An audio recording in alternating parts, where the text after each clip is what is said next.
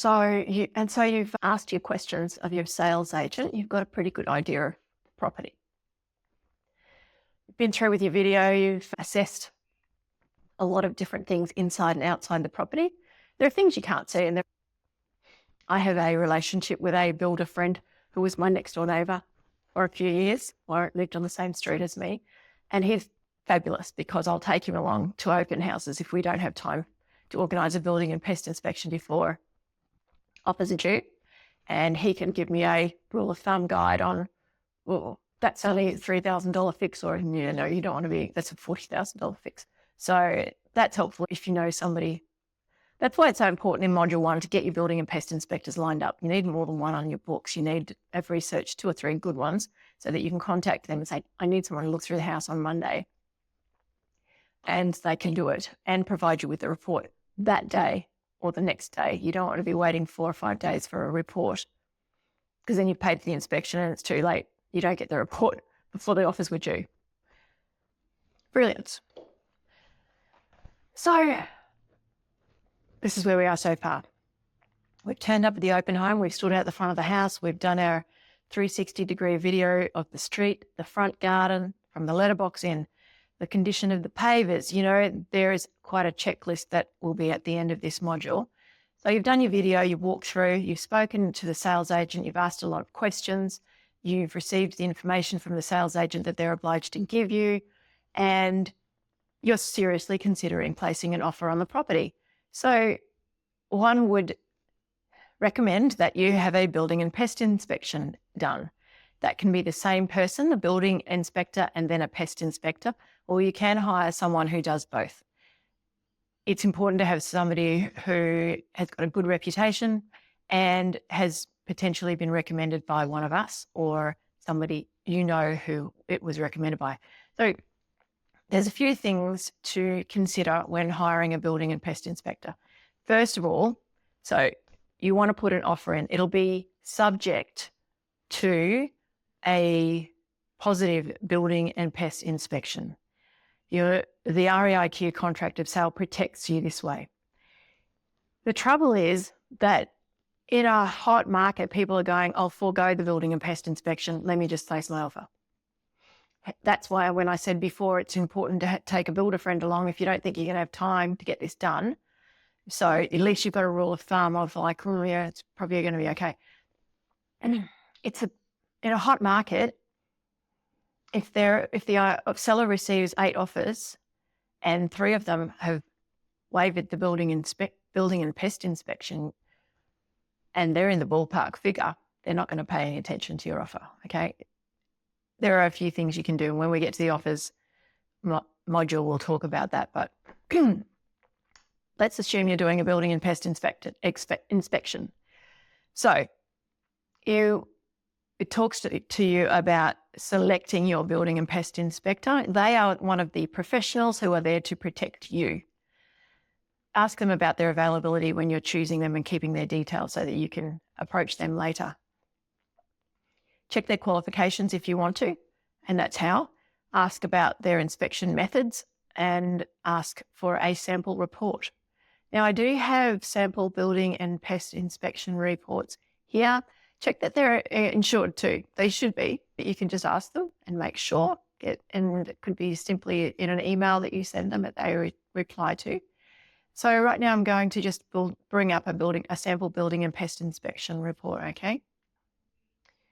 This is a building and pest report that we had done for a property that we purchased. Yep. So let me take you through this report so you can compare it with a different one, just so that you've seen one. They're pretty good. They have apps now on their iPads and things that do a lot of this work for them. So it talks about the inspector details and my details and the terms and conditions and the scope of the report. So there's a lot of legal waivers. So keep going through all of this. Details of the inspection. Okay.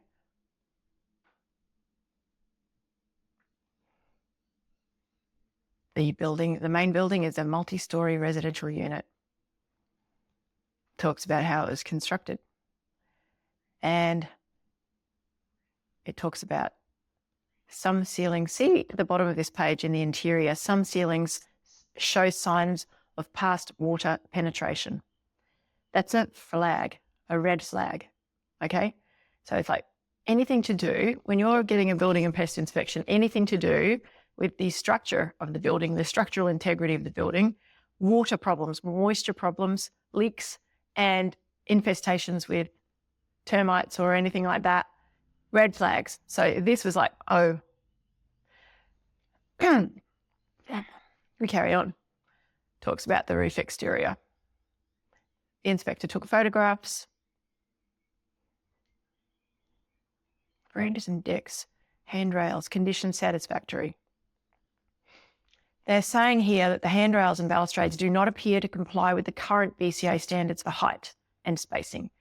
So this was a building that was older than the current regulations. So they're pointing that out to you. Although they do say, sorry, I'm going backwards. Although this report does not generally comment on items of compliance, this issue may become a safety issue and therefore was included in this report. Recommend you further investigate this matter and upgrade if necessary. They're not saying that you should or shouldn't. They're pointing it out, which is great. The hot water unit, you can see in the image there, he's actually drawn a circle around where it's it looks like it's corroded or it's got hot water feed is leaking. We didn't see this as a major issue, but it was identified by the building and pest inspector. Bedroom. Now, I need to point out to you something. This is a renovator's delight, okay? So we're just keeping things very, this is about, I mean, it's a renovator's delight, but there's hardly anything wrong with this place. It was great, had good bones. And the young lady who we bought it for has since renovated it and it looks great. So you can see he's pointing out different problems. Sinks and taps, nothing of any, we knew everything was poor. We knew it was a renovator's delight. She's gutting it anyway. So this is all kind of, then we see that where they were talking about the moisture in the ceiling, condition of the area is poor. We understood that. Some concrete is showing signs of concrete cancer. All right. Now, this can scare people. Concrete cancer. It's like, oh my gosh, what's concrete cancer? It sounds dreadful. So I had a builder friend come in and we said to him, like, have a look at this ceiling for me, please. It was on our second inspection. I took my builder friend in. I was like, how much would you charge to fix this? And he was like, oh, $4,000, $5,000, something like that. And I was like, oh, that's good to know. So it didn't deter us from purchasing the property. He went on to point out other things inside this report. So he's got his conclusion. Major defects and minor defects are listed at the bottom of this document. So the overall condition of this residential dwelling in the context of its age type and general expectations of similar properties is below average. We know that. It's a renovator's delight. So then he goes on to do the termite report. No evidence of termite activity or damage. So he's saying there's never been termites there that have damaged anything. So therefore we go through that and lots of remarks and so forth. That's your report. Lots of legal things. I'm going to quickly and take you through another one. Just bear with me. Now, this building and pest inspection I had conducted on a property we bought in the Gap. And let me take you through this one. So, again, what did I say? The three main important things: structural soundness, moisture or water leaks, and termites. So this one again had something to do with water. So this report, I'll go through it with you very quickly. Obviously different software was used to create this report. So summary of major defects and safety hazards. Interiors, bedroom 1, walls. So the only real thing that the building and pest inspector noted was that in the main bedroom, in the ensuite, which was fairly new, to be honest. So it's fairly new. There had been some issues with the waterproofing. The water had leaked from the shower through into the wall. So when we were on the wall on the other side, the bedroom side, his water meter was reading moisture. So we were like, well, it's one wall, but it's a bathroom. And so I'll just quickly take you through the rest of this. There was basically no other defects with the building. So again, you just get to see the different things that they notice when they are doing their inspection. See here, the drains, a lot of them, like the air conditioners, the drains from the air conditioners are a problem. See that's an issue, but the carport the structure that was put there, we had the certificate to say it had been cleared by the building inspection, and also the buyer wasn't worried about it. He was happy to move into the home like that. And at the end of the day, that's the judgment call that the buyer needs to make. There was also, insufficient in the inspector's opinion with the downpipes. So nothing that's major though, okay? So we're moving through. Again, this is water. He's just pointing out downpipes. Took a lot of photos, didn't he? Great. Hot water unit and photos. Okay, al fresco area overall condition, and he's had a look at the eaves, and he was like, no, when we were there for the inspection, you should always go to the inspection and follow the inspector around with your phone in your notebook. He's just put in, he was just saying that, it's been certified, but it's just not the way that it's normally done. He thought that was a bit of a problem.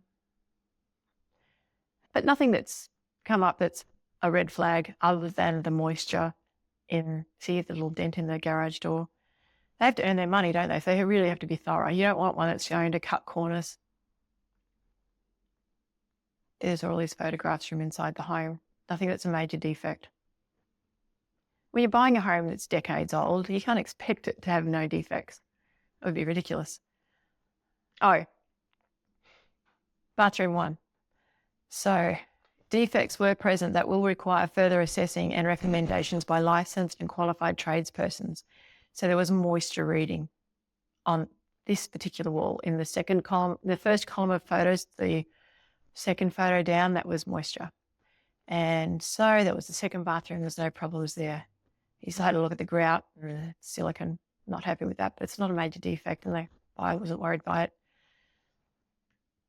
I remember walking through thinking that it looked a bit like a DIY job with the bathroom, Kitchen. Okay, so we're walking through the rest of in the roof, there were bats that hadn't been laid.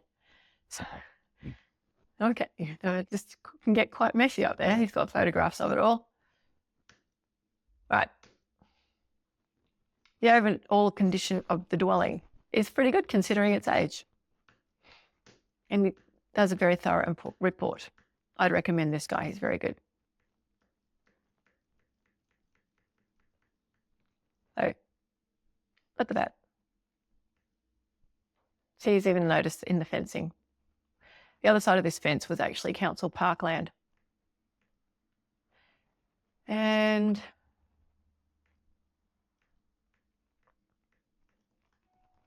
there we go. So they've seen a second building and pest inspection report. This one, so you choose your inspectors based on the condition of the building and how thorough you need them to be. Like the first one, I really didn't need somebody to be looking at every little nook and cranny because we were ripping it out. I really wanted to just make sure the building was sound. And the only thing they noticed was that concrete cancer in the ceiling. The second one, everything was pretty sound as well. So we bought both of them. All right, so moving right along. Must you get a building and pest inspection? It's a no-brainer, in my opinion, unless you are a builder or a building and pest inspector. How do you know that there's nothing to worry about? Buying a home is one of the most significant investments you'll ever make. And in Queensland, where the climate and local conditions can pose unique challenges, skipping a building and pest inspection is a risk you simply cannot afford to take. And here's why. Bang, bang, bang. The difficulty is, in a seller's market, you're going to have other buyers saying, we won't do the building and pest inspection. We're just going to buy it without worrying about the building and pest inspection. And of course, knowing that could make their offer more attractive. You could submit your offer saying, look, we're going to get a building and pest inspection, but to be honest with you, I took a builder through with me through the walkthrough, and we're pretty comfortable that there's not anything that's going to come up on the report. So really you shouldn't wait too much. Don't be too bothered about that. You can present your offer like that. And if you've got a good relationship with the sales agent, they're more likely to help you to get that offer through. True.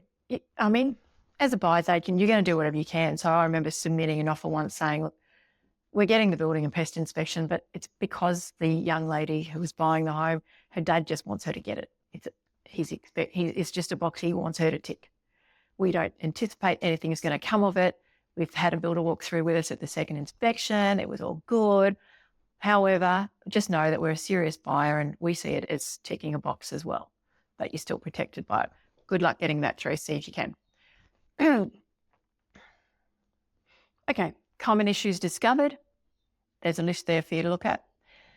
If there's a swimming pool at the home, the seller is required to provide you with a pool safety certificate before signing the contract of sale. If there's no certificate, the seller must provide you with a notice of no pool safety certificate prior to signing the contract, before they sign the contract. Okay? That's good protection for you. And there's a link there to know more about that. What if the seller provided a building and pest report for you? The old school train of thought is if the seller provided it, they've probably got a dodgy one. And I think I'll get my own. Here's why that's not necessarily the smartest idea in a hot market.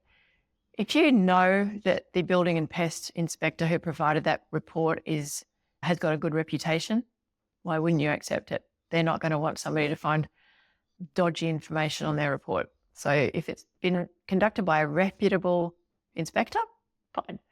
But you'll need to see the report to make up your own mind. It can save you a lot of time and can save you money. There is a list of approved building and pest inspectors there on that report there. If you like, you can approach the building and pest inspector who provided the seller with that report, or another buyer if that contract fell through and there is an existing building and pest inspection. Contact the inspector and say, look, how much will it cost for you to transfer that report into my name so that then you're covered by their report and their insurance should something go wrong in the future? Good to consider.